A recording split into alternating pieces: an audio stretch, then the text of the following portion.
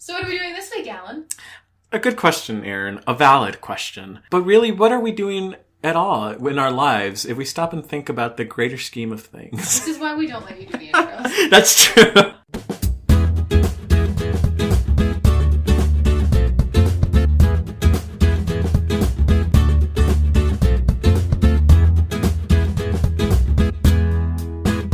So I think that's a good crackish intro. Welcome back to the Fic List, the podcast where we read and review fan fiction seriously because we actually legitimately love it. And we know that you will too. Yeah. So welcome aboard. Give fan fiction a chance. Please do. All we are saying. And I have a feeling that we've got some pretty good ones to talk about this episode. Yeah, I sent you a stellar couple of recommendations. And you're so humble about it. So humble about it. I sent you some questionable choices. No That's one is surprised. Nope. So what are our two tags this week, Erin? Crack and texting AU. Well, why don't we start with the first tag, which is our general tag, crack. Crack! What is crack, Erin? And you'll notice I always ask you because you have more insider knowledge. Yeah. So crack is just crazy fanfiction. Yeah. Like, something that would never happen, something that's super out of character, something that doesn't make any fucking sense. Mm-hmm. And it's like, it's not meant to. It's supposed to sort of exist outside the bounds of what would make sense or be thoughtfully, crafted within the narrative. It doesn't have to be bad, but it's not supposed to be logical, yeah. Right. Why do we read crack fic? I think it's for the same reason we watch stupid TV or like we read things that aren't good or whatever. Like, there's just something kind of funny about something that's so outrageous. Like, it's the same reason some people, not me, watch The Jersey Shore. That was that was perfect. Yeah, you know what I mean? Like, it's so I love Jersey Shore. Crazy and outlandish that you're just like, I gotta watch this train wreck through the end, man. Right. And sometimes crack can actually be kind of fun. Sure. Where it's like, take something and completely upend it and see how it goes. That's kind of fun. Yeah. So you want to talk about what I sent you? You sent me, oh my god, a fic called Accidental Catification, written by imaginary_Golux. It's on Archive of Our Own, and the summary is, Rey comes home from Star Wars fanfic, the newer trilogy. Rey comes home from a mission, rather changed. Poe doesn't quite know when his life got so weird. And if you can't tell by the title, the change that Rey has gone through, it's not her first period. It's She has not entered womanhood. No. She has entered cathood. She comes back as a tiny sand-colored cat. Kylo Ren has turned her into a cat, y'all. Yep, which is a perfectly reasonable thing to do. Oh, absolutely. That's something that the Force... It was established in episode 3 that... Yeah, absolutely. What's his name? What's his actor's name? Adam Driver. Oh, yeah. As Kylo Ren has the power to turn people into cats. Cats. Specifically cats. We said crack. We did say crack. It was good. I enjoyed myself. It's actually kind of delightful. It's adorable. Yeah. Yeah, I was like, aw, cutie. The only thing that was confusing to me is, so it's supposed to be a Poe Dameron and Finn pairing, but is Finn also dating Rey? Are they like in a polyamorous relationship? It's never like... Yes? It's not like... so the tags for relationship, read the tags, guys. It answers so many questions. Where do you read these tags? Up in the top box, above the title. Additional tags? Yeah, relationships. So, for those who don't know this, a slash means they're in a relationship, and an ampersand means they're friends. Oh! What? Yeah. So in this case, Poe Dameron and Finn are in a relationship. Finn and Rey are in a relationship. Poe and Rey are friends. I don't Presumably like this. it's a poly ship, but like so Finn is the connection, but Poe and Rey are not in a relationship with each other. All right. You need to learn these things. I'm sorry. I've never dealt with this, which is like also true in real life. Did you not read poly ships ever? No. I have so much to share with you. So here's the thing is, like, in real life, I am such a possessive person. Oh. Like, I don't think I could ever be in an open relationship or in a polyamorous relationship unless I was joining one. Like, I can't have my my monogamous relationship open it. Yeah, I can't do that. I know myself too well. I'm, like, possessive. I'm jealous. I'm, like, I'm all the ugly bits, okay? That's why I'm single. Aren't we all? How poignant. So, yeah, that's why I don't read fan fiction like that, because I get really possessive and really angry, and I'm like, no! That's really funny. By comparison, I've always kind of thought, poly makes sense, because I'm asexual. Right. So, like, if I was in a relationship with somebody, there could be a world in which I'm like, no, go. Like, have somebody, like, find somebody else who fulfills those other needs of yours. I'm perfectly fine. Because I'm just not super into, like, I deeply enjoy being single and not having someone need me all the time. Absolutely. So, poly as a idea, which I've never sort of taken into practice, but like, as an idea, I'm like, yeah, I think I might be open to that, because it, fascinating. It's the distribution of emotional labor that looks very appealing to me. I'm glad that, like, you look at relationships and be like, how can I be the most efficient about how the workload gets done? Minimize the amount of emotional labor I personally need to do. Right. Anyway. Yeah, back to the catification. So that was my only thing. I was like, I am unclear as to whether or not Finn and Ray were together. So I was like, what is happening? Which I was like, it makes sense because it's crack. So the whole time I was like, what is happening? But it was very cute. It was crazy that they were like, that, I mean, it's obviously crazy that Ray was a cat. There's that whole part where she, like, goes to use the bathroom and they just hear splash. And they're like, oh no! She has fallen into the toilet. And, like, Finn had to go and, like, give her a shower immediately. And it was her, litter box. Yep. And very she's, funny. Like, real bitterbust about it. Yep. You can tell because she's a cat. Yeah. So cute. On what grounds do you critique a crack fic? I don't know. I think crack can still be really well written. Oh, just because that's fair. Something is insane doesn't mean it has to be poorly written, you know? And I think this is really well written. It's just the premise is insane. Yes, for sure. So it's one of those times. Again, it's kind of like what I've sent you previously, the fanfiction where Clint Barton has wings. You have to accept the premise. Yeah, for sure. And I think with crack, it's almost like accept any premise. Yeah. But it doesn't have to be poorly written, or it has to have its own internal logic. So if it doesn't follow its own rules, those rules can be batshit. Sure. But they have to sort of have their own structure. Oh no. Well. Yeah. This is great and very well written. Yeah, how much do you, what do you rate my pick for you, Alan? Oh dear. I'd give it a good, 3. Like, I enjoyed myself. It was very cute. Really good, relationships building. Like, there's a whole part where Ray, boops her little cat nose to, pose. It's so cute. So let's talk about the crack fic you sent me, Alan. Oh dear. Yeah, what did I send you, Erin? I'm gonna be kind, because this was written by a real person who has real feelings. Come Hell or Hydrangeas by Le Chat Blanche? Yeah, Le Chat Blanche. Oh, the white cat. Get it. It is a X-Men First Class 2011 fandom fic featuring sort of off to the side Eric Lenger, who is Magneto. Mm-hmm. We've talked about this before. I forget everything we've talked about previously. It's gone. And Charles Xavier, who is James McAvoy. Canonically, James McAvoy. The primary characters are Raven, who is also Mystique, and Angel Salvador, who I don't know. The summary is, Raven knows that it is her sisterly duty to keep her poor, defenseless brother away from possible serial-killing, man-eating, shark-faced garden center employees, and she is willing to do almost anything to achieve that goal. Not that anyone seems to appreciate it.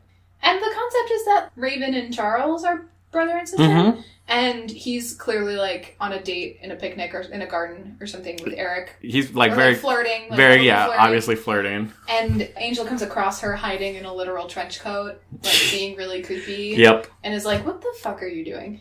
And then they kind of, start to make a plan to, break them up and end it, including going to some guy...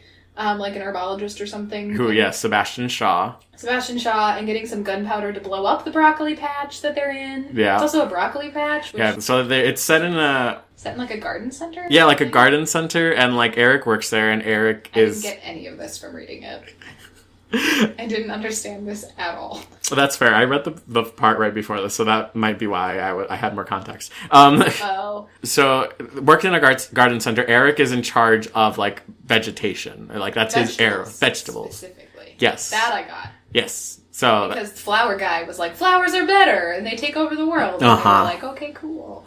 Good for you. It was very weird. Yes. And then, of course, Angel eventually talks to Raymond, and they go back, and Angel's like, why do you think that this is going to go poorly? That this, like, conversation between your brother and Eric is bad? Like, admittedly, Eric is very creepy looking, so, like, I get it. How dare you? But, like, walk me through why you're concerned. Yeah. And Raymond is like, well, Charles falls hard and fast, and, like, people always let him down. So she's like, look over there. And she makes her look over and is like, yeah, that's Charles. He's like, I'm falling in over head over heels face. And she's like, look at Eric. And she's like, he's also making the same face. It's gonna be fine. And then that's the end of the fic. They like are friends and skip off into the sunset. That's a great summary. I did not like this fanfiction. Yeah, that's fair. I couldn't tell. It's fine. It's not. Do you ever read a fanfiction and you just like skim it because you're just like, I can't read this? No, because if I get to that point, I close.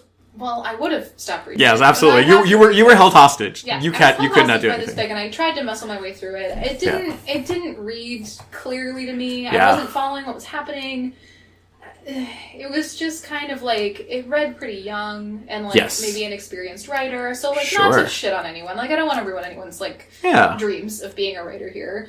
But like this was not the strongest fan fiction I've ever read, and it's that's not so one kind of you. To. Solid 1 out of 5. It's pretty bad. Yike. Lowest one yet. Is anyone surprised that it's a fic that I sent? Also, you should not be surprised because my taste is impeccable. Oh my god. That's not I'm true. sure. I'm send you garbage at some point. I mean, listen to the last episode. You can't tell, but I just made a very shocked face. The Pikachu meme. I was Pikachu, not Detective Pikachu. No, not Detective Pikachu. The like. I'm sure we'll get around to some fanfic of Detective Pikachu at some point. I'm sure it's gonna get weird quick. But that's fair. I feel like defend it. Not the fic, but definitely like I misunderstood my assignment because I thought it was just crazy and like nothing makes sense and like it's very dumb. Is kind of what I got. It's also a valid understanding of crack. Right. It's just a different. Yeah, I think like I definitely didn't think like, oh, I need to look at the writing style. Like I do that with everything now because I'm like I do ratio for like, all right, it's just not enough description for Erin. I'm like, too much dialogue, or like, oh, this is a good balance. You think about this way harder than I do. Absolutely. I just send you things that I like. I know. This is my curse. So I've been like curating essentially, and then this one I was like, oh, this is just batshit. Like. Here you go. Because I read this one and I was like, oh, this is cute and it's funny and like that's fine. Because this also harkens back to the type of fics I was reading when I was a teenager. Oh yeah. Like this, like I read this and I was like, oh, was I reading bad fiction as a teenager? I think we all were. The answer is yes. Absolutely. Well, because I definitely read this when I was young and thought it was better than I think it is now. Oh, for sure. You know what I mean? Like there's plenty of bullshit crap in my bookmarks when I was 13. I just now that I'm reading it. As I'm approaching it with me as like 26-year-old me, yeah, for sure. I don't like this. I also wonder how much of it is like as a teenager you haven't quite lived a lot. You don't have a lot of experience yet. Which granted, as like mid-20-year-olds, we still have a lot more experiencing to do. Right. But we also have experienced a lot more on the like the emotional gamut and like we know what it's like to live a life and like, you know, provide for yourself and so forth. So like there's a little more of a maturity there. Maybe now we read fiction that's like geared towards that we connect to on that level. Yeah. Whereas as a teenager, you're just like, I just like these characters together. Kiss, kiss, kiss, kiss, kiss. Yeah. I don't, so I'm going to say this with a caveat. Okay. So this to me was cringy. Yes. I don't like the cringy culture thing because it is generally ascribed to things that I think are perfectly within the realm of young people to like and want to like, and it's not harmful. And it's just shaming people for things that they enjoy. Like, I read plenty of garbage when I was young, absolutely. and everyone was like, oh, this is so cringy. Did too. So we can all shut up. Exactly. Like, we all have cringe stuff in our background. Yeah. And it's perfectly valid for someone to approach this and be like, oh, this is great. You know, in the Tumblr world, there's always controversy because it's fucking Tumblr. I need to like get a third Tumblr and follow you and follow all the things you follow. Cause I feel like you are so, like you have your fingers to the pulse of the fandoms. Culture? Yeah. Yeah. There's like a very real pushback against cringy culture right now. People are like, let people like what they like. Yeah. It's tagged. You don't have to read it. We're not going to censor this shit. Like, stop it. Exactly. Be a real person. So I'm not here to shit on anyone who is doing an honest try at things and just enjoying their life. This just wasn't my jam. So for me personally, it's a 1 out of 5, but it might be more for someone else.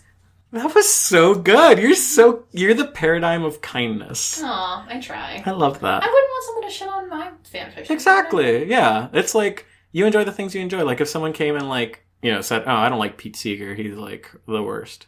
I get very angry. Exactly. Yeah. I don't handle that situation with very much grace, so. Well, when you're on the other side, like, it's a difficult thing. When someone's attacking your things, it's hard to be like, that's fine. Yeah. Everyone can like the things they like. Yeah. I also wonder if this writer, I want to see how much else this writer has written. Well, at least 4 other parts to this series. 100 works. I wonder how old it is. That's my question. Good for you, LaShot. How old? That was 2017, so that's 2 years. So now this person is writing. Oh no, I'm sorry, 2014.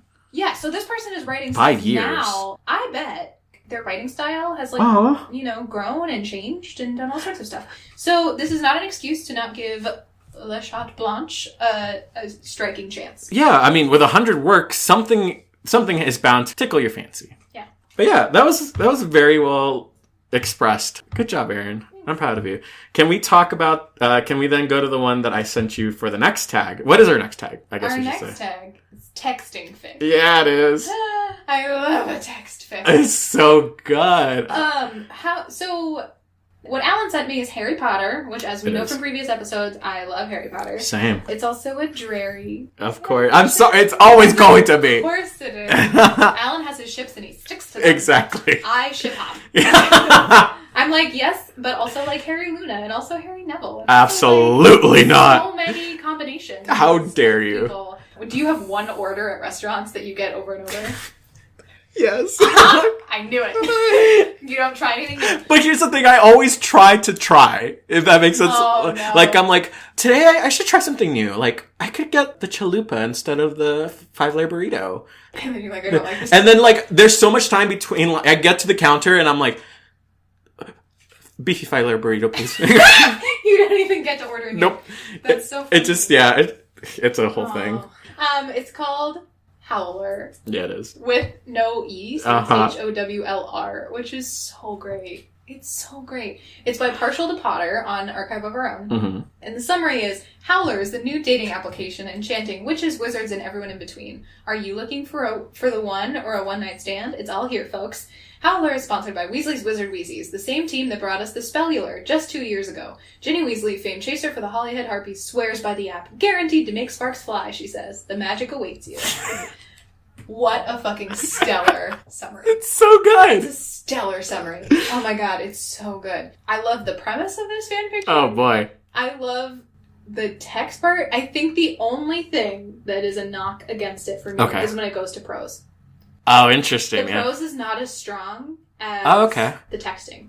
And the texting really, like, so the concept is Harry and Ginny have broken up and have been broken up for a while, and both of them are now in queer relationship, or they've both come out as queer. Ginny is with Pansy Parkinson from Hogwarts. Yes. She's also, like, this is fully adult. Well after Hogwarts after the war and everything happened. Yeah. It's been probably like a decade or so. Like, it seemed very detached from that era of their lives. Ron and Hermione live together. They're, like, very much together and going strong. Yep. Harry and Ginny broke up, and they're still on, like, great terms, and, like, Ginny pushes him to try to date.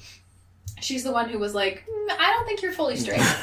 And he's like, and then he was like, yeah, you're right. So, like, he's queer. And so she convinces him to get on this app. So George, I guess.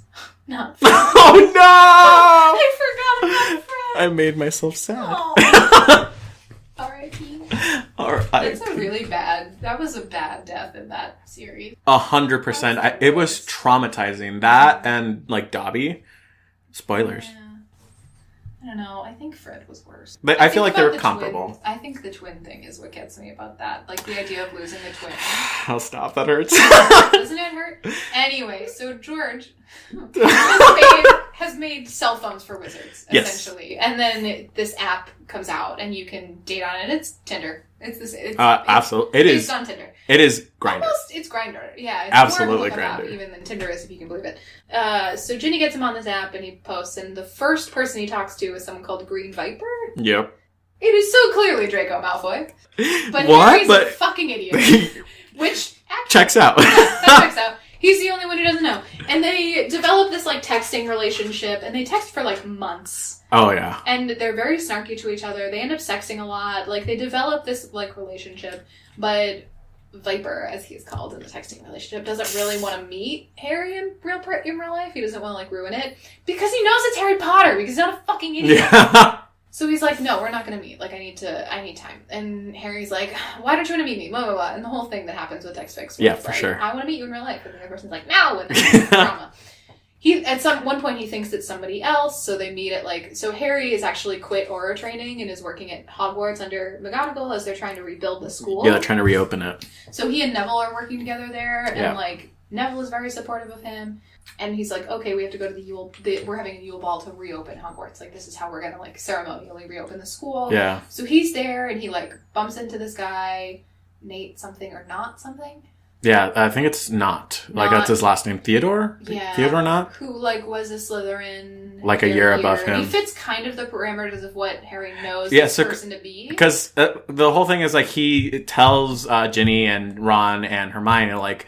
So I know he's in Slytherin. I know that he was around. Because one of the things is like, Are you Potter era? Yeah, it was like, and they have abbreviated. I don't remember how it's called. Are you P or something like that? And they're like, excuse me? Harry's like, what was that? And he's like, oh, are you Potter era or not? Like, were you there while he was there? Or like, and he like has a little meltdown about that because he's like, yeah, like he's just a human being. Like, I just want everyone to like leave me alone. So he knows that he went to school with them. He knows that they're Slytherin. Obviously that they're male. So they like together like narrow it down and they're like, well, it could be like these three people. This person is in a relationship. It's either Draco Malfoy or Theodore Not.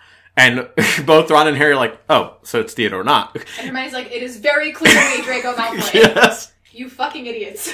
Yep. As per usual. Of course, yeah. Checks out. And Ron's like, no, absolutely not. It could never be Malfoy. And Harry's like, I'm with Ron. Exactly. Because that's their friendship. And that's so he like goes off to dance with Theodore Not or whatever. And then Draco gets all pissy because he's like, And then they like do eventually meet. They go on a date. They decide to meet up and they go on a date. And Harry's like, you're Malfoy. And he's like, yes. And they have a whole, like, they have to kind of reckon with all the shit they did to each other. Yeah, and the fact that, like, Draco was a Death Eater. Things. And, like, it's actually really good. So they end up together.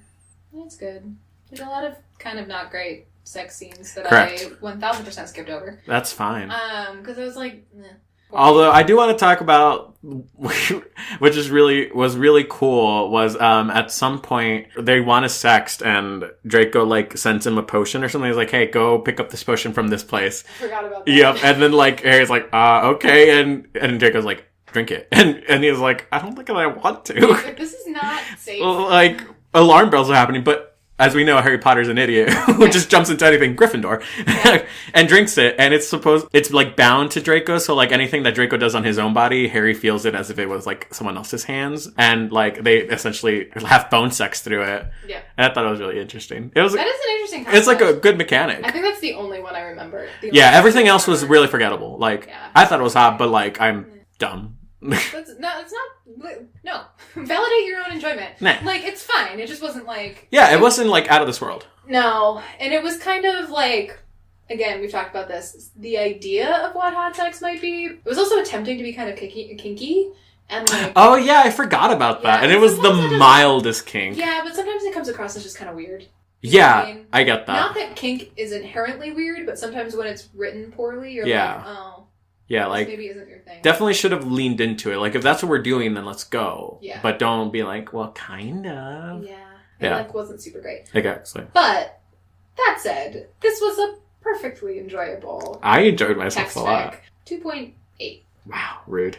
Yeah, I would say 2.8. It wasn't as good as, like, the other stuff you sent me. Oh, sure. But it was still good. I enjoyed myself. I also had this thing where it was really hard to find a fic that was told in this medium where it's like it's just texting, like there's not a lot of prose. Mm-hmm. Which, by the way, also another thing I really enjoyed about this fic is that it jumps from like the app and then it tells you like it's on Howler, or like jumps to group message, the Golden Trio, or jumps to like it jumps to all these group message, Dumbledore's Army. Yeah, they have a DA group. Yes, it's so like I love that. I was like, that's really cool. I enjoy the jump from one way to another. Like it's a really interesting way to tell a story like this, where it's like it's almost fully told through text messaging and.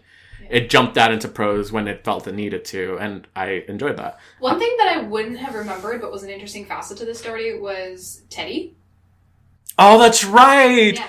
Oh, yeah, because Teddy Lupin is Harry's godson, as you know if you've read the books. And he cares for him a lot and sees him all the time. And Teddy lives with Andromeda, who is his grandmother. Yes. But Harry takes great care of him when he comes over for, like, sleepovers. And in this fic, he's 5. What I forgot, it's canonical, but it's not something that ever really is relevant to the story in canon, is that because Tonks is from the Black family, Teddy is technically Draco's cousin. So they meet. And, like, Ginny tries to sabotage the relationship between Draco and Harry by saying rude and awful things about Draco around Teddy. Yeah. To, like, make that happen. And Harry has to be like, what the fuck, Ginny? Like, you're with somebody that the family doesn't approve of. I would think you, of all people, would understand what it's like to be with someone who's a little challenging. And she's like, well, my girlfriend didn't try to, like, murder me or whatever. Right. And I'm like, she kind of did, though. Right, yeah. And so they kind of talk that is that out. True. Forgot that happened. All of that is really cool. Like, I do like when people take small pieces of canon information and then turn it into, like, really powerful plot points. You know, that's a cool aspect of fanfiction, where you take this tiny little nugget of information and develop a whole world around it. So I like that aspect of it a lot. That's fair. I enjoyed it. I would come back to it. I will come back to it. Let's talk about yours. Full disclaimer, I have not read this in years. I just remember it being the quintessential text fic in the Glee fandom for a long time. And it was the only text fic I think I've ever read that was fully text-based. Oh, interesting, yeah. Which is why when it was like, oh, we're going to do text fic, I was like, this is important. Like, this is a fic that, like, has history. That's why I'm going to That's so interesting. Yeah. So this is called Little Numbers. It's by... Oh, fuck. So it's also on LiveJournal. So it is not on Archive of Our Own. Yeah. I'm trying to look where the fuck the author is on fucking LiveJournal. Good luck. God. LiveJournal is a nightmare. What on earth? I can tell you who the beta is. 1 second. Please hold. Oh, there it is. This is... It's on the fucking tab. It's like on the... This is Little Numbers by I Know It Ain't Easy on LiveJournal. It is a Glee text fic with the pairing Kurt and Blaine. The summary is, Blaine sends a text message to a wrong number by accident. Things progress from there. Short and sweet. Short and sweet, yeah. Concise. You know what you're getting yourself into. Fully text fic. Blaine is like just plain old boring text, and Kurt is italics. And then as more characters are introduced, they're given different styles. So like Rachel is bold, and Wes is underlined, and Ethan is like just red text. Very interestingly handled. I loved this fucking fanfiction so... Oh my god. We were sitting here like, Alan's gonna destroy this. He has the look on this face like he hated it. I'm so glad. That's exactly what I really wanted to progress. And that's why I made you tell me yours about mine first. Because I was like, I need to end with this fucking fanfiction. Okay. It was so fucking good. Oh my god. I was like... Nothing I've ever sent compares. I like transcended it. It was so good. Like, and it starts off with like a lot of like wrong number text fixes. Like, oh, like a puppy threw up on my shoe. I'm gonna be late. And then Kurt is like, what?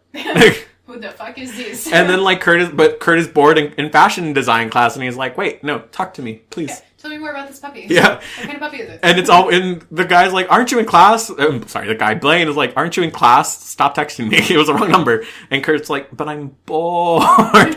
And so every Thursday from like 2 o'clock to 3:10 p.m., Kurt is like, hey, you know what time it is? I'm back. It's so good.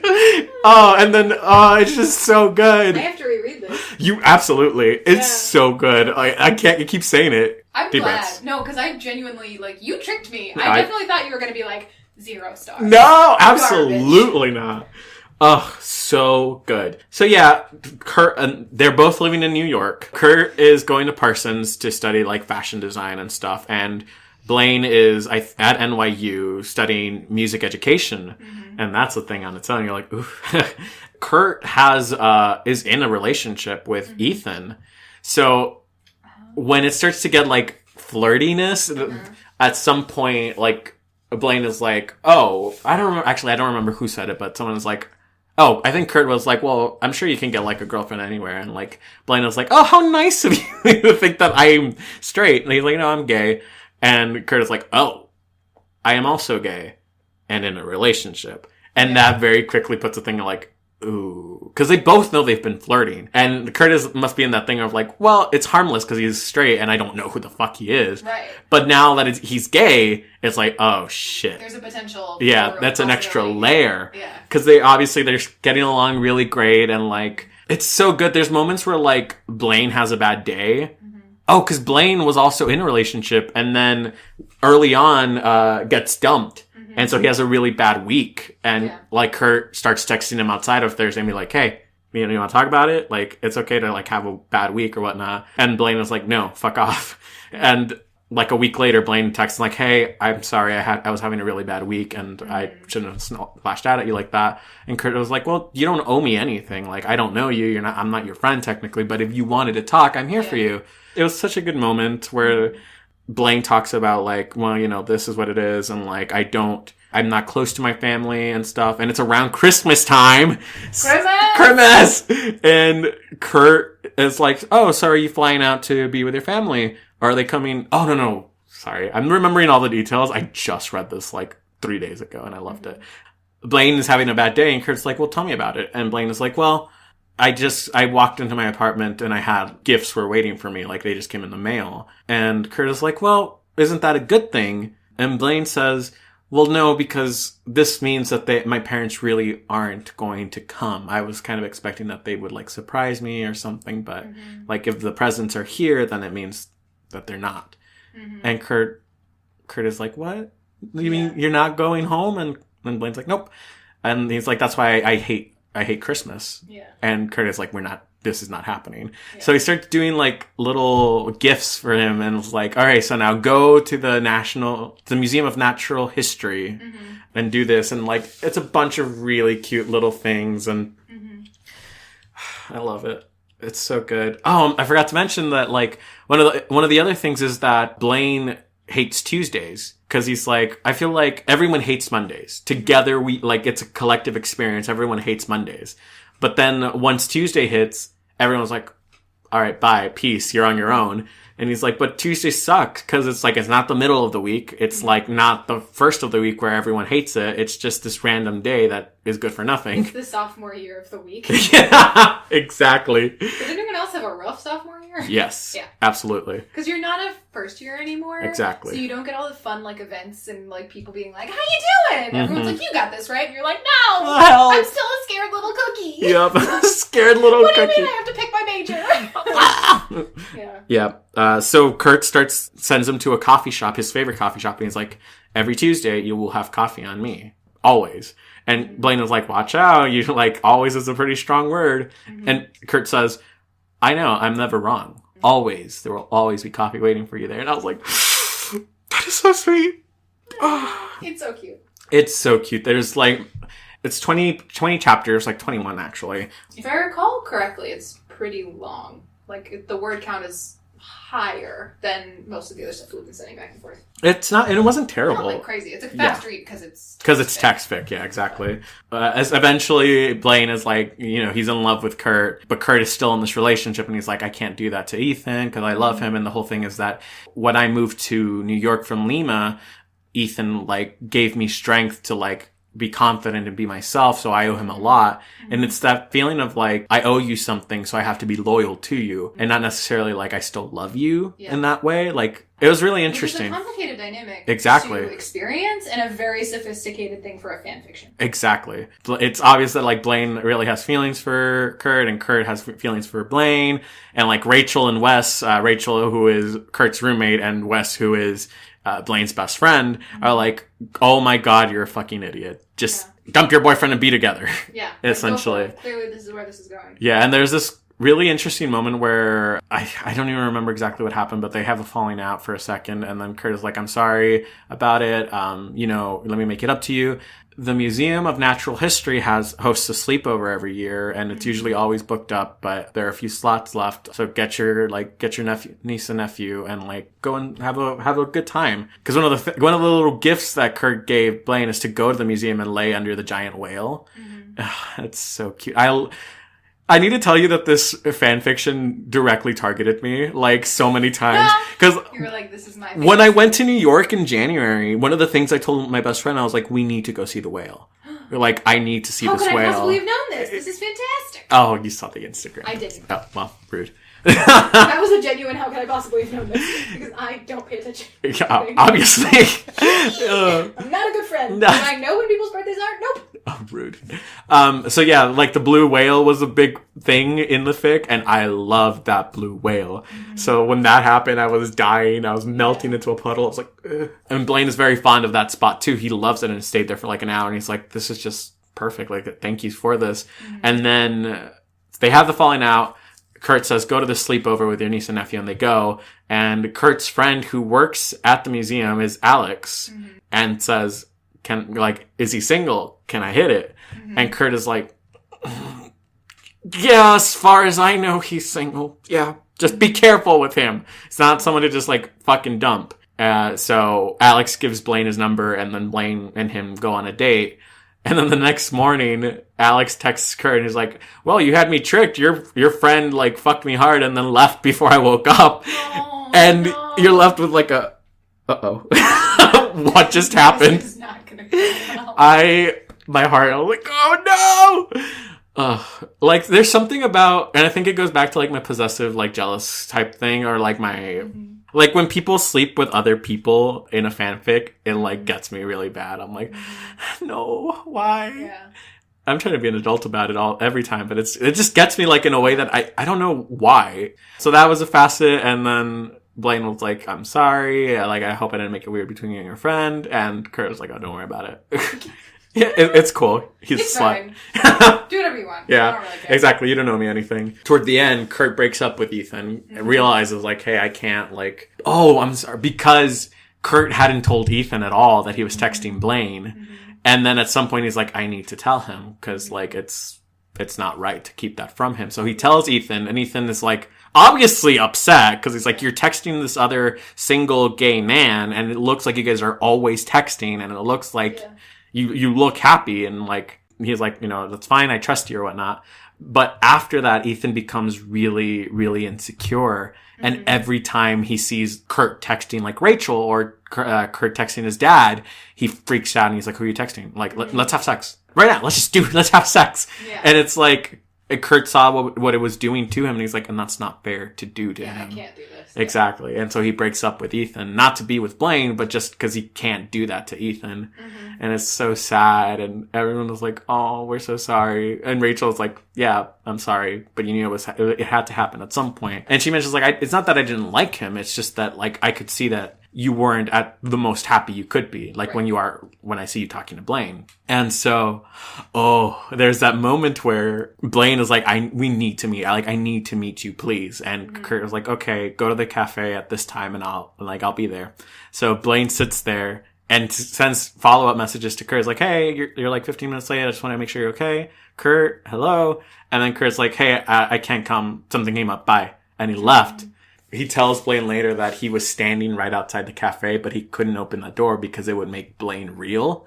And he couldn't deal with that fact yet. Yeah, he wasn't ready. Exactly. And it was so good. The best part, which comes late in the fic, but absolutely like destroyed me and brought me back to life only to kill me once again, happens near the end after like there's been the falling out. Ethan is out of the picture, but Kurt is like, neither of them have the strength to tell each other that they like each other. And Blaine is afraid to ask Kurt to meet him again because he's afraid of being like dumped or like being stood up. Yeah. And Kurt is like, well, I don't want him to think that just because I've broken up with Ethan that I want him as like a replacement. And Blaine is like, no, I don't want to ask Kurt because he's still hurting about Ethan. So they're in that weird place where everyone is like, you're such idiots. Please just get together. Yeah. So they start having conversations at night, like phone conversations. And fucking Blaine starts playing the piano for him. Like, and they're always reinterpretations of like top 40 pop songs. So like TikTok and Party in the USA. And which is such a show thing. Absolutely. Yeah. That 1,000% comes from the show. But the author found like someone playing these versions on SoundCloud and links you to them. Mm-hmm. So in the fic, you'll like press on it and you'll listen to it. And it's like so immersive. Mm-hmm. And I was living my best life every time it happened. Like, it was the dumbest. Like, Party in the USA started playing, and I was like... You're like, how am I crying to this song right now? Miley Cyrus did it again. That is fantastic. And then the moment that cemented this for me, where like destroyed me, was... So I did a show where I played a teenager who was a pianist. And his favorite piece to play was Nocturne by Chopin. Uh-huh. Then his hands get broken by a bully, and he kills himself because he can't play the piano anymore. And it's always like been in my heart for various reasons. And so Chopin's Nocturne is my favorite piano piece ever. And motherfucker doesn't like actually puts it, like it's in the fan fiction. Like I clicked on it and it was Nocturne by Chopin and I started crying. I was like, this was written for you. It was for me. Like 10 years ago. I know. And that was the moment it cemented it for me. I was like, I have no words. I want this in a book form, so I will always have it, but it won't read. Like it doesn't make sense because there's all those links, and like the author includes pictures of the whale, and like this is the view from under the whale, and like this is kind of the house that Kurt sent Blaine to go look at. It's so immersive and interactive. It was just so good. I was a mess. My only the smallest little gripe I had with it was the ending, where finally they just like Rachel and Wes, who also end up together, and I was like, all right, sure, are pushing Blaine to be like, he loves you, just do something, and Blaine's like, okay, I'll do it. And so he makes a little challenge like Kurt used to do for him. And so he's like, go to Central Park at this time, find this statue. And Kurt was like, I don't wanna. And Blaine was like, tough shit. Do it anyway. So he goes, and Blaine plays him like a song on the piano there, and they meet, and it's like really cute. But this is where the thing with text fics are always going to like frustrate me. Obviously, there's no reason for them to be on the phone or like texting anymore, and they don't switch into prose. So I have no idea what conversation was had, what happens, because that's also not the end. They still have a moment afterwards where like, well, yeah, we met and we had coffee, but that doesn't mean we're in love or we're in a relationship. And everyone is like, that's me slapping my hand into my forehead, face palming. Thank you, myself. That was such a journey to watch. Yeah. Right?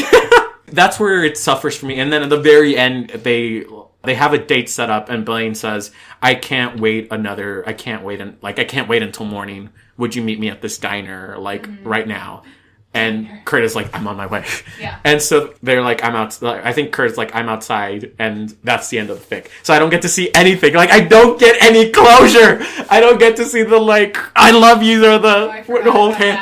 Drives me insane. It's the only downside I will ever see to reading text fics, because I love text fics. Yeah. But when it doesn't switch into prose, you lose out on that, like, what is actually happening. And, like, it could have been at the very end, like, transition. Because I acknowledge that it would be weird if you go from like text to prose, kind of like Howler did, but I enjoy it because I love a good prose. Little Numbers had it made, like at the very end, it could have just been like a little prose piece.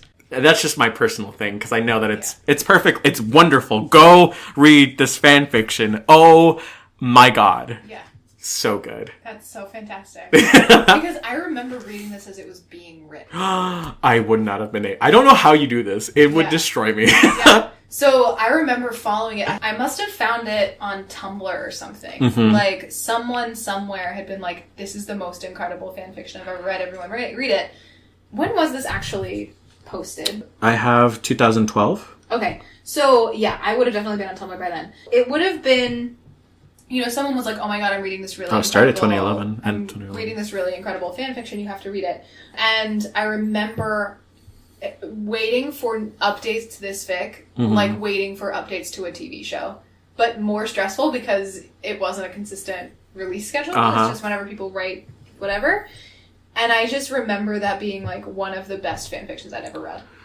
Like, I honestly have no words for how much I love this fan fiction. It's ridiculous. I'm so proud. And, like, I told you, like, I can't, like, I would never have been able, like, I would not have been able to wait for it. Like, I don't know what I would have done with myself. I couldn't. I'd stayed up all night to read this fucking fan fiction. So, and there was a moment, too, where, because the author calls out, like, oh, and thank you to this Tumblr user for their wonderful fan art, and they link it, and I was like, oh, yay. The post was gone. I was like, damn it. But it led me to, like, the Little Numbers Tumblr tag. Huge community. Huge community. It was a big thing when it came out because it, like, blew up. Yeah. Like, it was one of those fan fictions that everyone read in the Glee fandom because everyone was like, oh my god, this is incredible. And it went around, like, it has its own spin-offs. People, I think, have it has fan fiction for the fan fiction. Oh my god! It was, like, it honestly was so impactful, I remember it being. It's so well done, and it's so good, and it leaves such an open-ended sort of place to go. Exactly. That, like, if I recall correctly, people were, like, doing their own self-inserts, and they were doing, like, missing scenes and all sorts of stuff. Like, it was its own fandom thing. Yeah, so I clicked on it, and I started, like, scrolling. I was like, oh, this is cute. I was halfway through the fic, and then I see, like, it was, like, a fic, like, montage, and it's, like, Blaine saying something, and Kurt responding, and I was like, oh, I don't recognize that! Close it! Because I was gonna spoil myself. Yeah. Oh, man. Amazing. So good. I have no words. Yay! Absolutely no words. So what do you rate it? What do you rate it? What do you rate it? Like a 3 point. I'm kidding. I hate you. Just I literally was gonna be like, no way. Try again. You can say it. I know. Fine. It's a 5. It's a 5. Yes! First 5! Ding, ding, ding, I ding, feel like no one is surprised. I feel like I wanted to be like a 4.9 because, like, but no, this was. There's always room for improvement. No.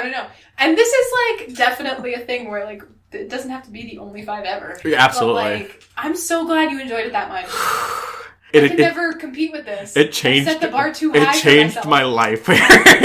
Like, episode 4, and you've already fucked us up. Sorry.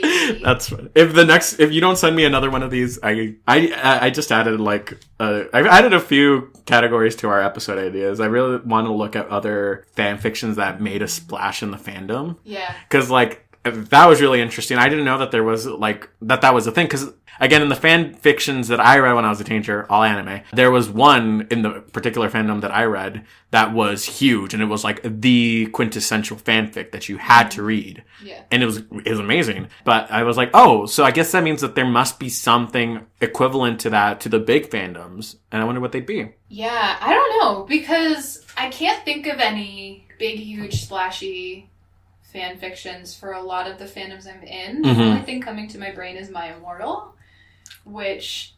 The Evanescence song? Yeah, no. You don't know My Immortal? No. I've never even heard of it. Oh my god. Oh dear. So, My Immortal, it has its own Wikipedia page. Oh my god. The Wikipedia summation is My Immortal is a Harry Potter fan fiction serially published on fanfiction.net between 2006-2007. Known for its incomprehensible narrative and constant digressions, the story centers on a 17-year-old female vampire called Ebony, a non-canonical character, and her relationship with the characters of the Harry Potter series, most notably her relationship with Draco Malfoy.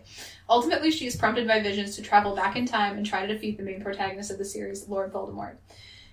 Here's the thing. No one knows who wrote it. Wow. It was taken off of the internet, so you can't find it anymore.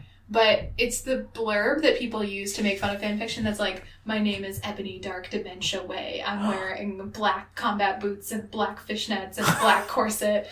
And, you know, my hair falls in curls around my shoulders. And I wake up and I'm unhappy and I stick my middle finger up at the jocks on my way to school. It's that fanfiction. Whoa. It's trash. But everyone knows this fanfiction.